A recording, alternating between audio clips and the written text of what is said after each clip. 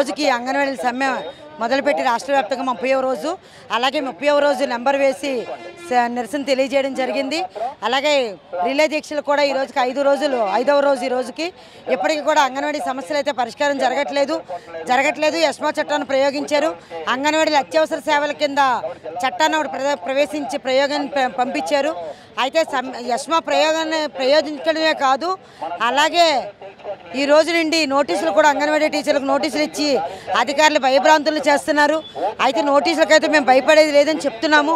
మీరు నోటీసులు ఇచ్చిన 10 రోజుల్లోగా రిప్లై ఇవ్వాలి. రిప్లై ఇచ్చి ఉద్యోగాల్లో జాయిన్ అవ్వదు, మీ ఉద్యోగాలు తీసేస్తామని చెప్తున్నారు. మీరు ఉద్యోగాలు తీయడం కావాలి మాకు కూడాను. ఉద్యోగాలు తీస్తే అప్పటి తమిళనాడు ప్రభుత్వంలో జయలలిత గారికి ఏం జరిగిందో అదే పరిస్థితి జరుగుతుంది. అలాగే జయలలిత గారు అయితే మళ్ళీ గద్దెనెక్కడం జరగలేదు. కానీ అంగన్వాడీ టీచర్లు అయితే ఆ సెలవు రోజుల్లో కూడా వేతనాన్ని తీసుకోవడం అయితే జరిగింది. ఇది అన్ని రాష్ట్రాలకు కూడా అందరికీ కూడా తెలిసిన విషయమే. ఎప్పటికైనా సరే రాష్ట్ర ప్రభుత్వం తెలుసుకొని అంగన్వాడీలు న్యాయమైన డిమాండ్లు అంగీకరించాలి.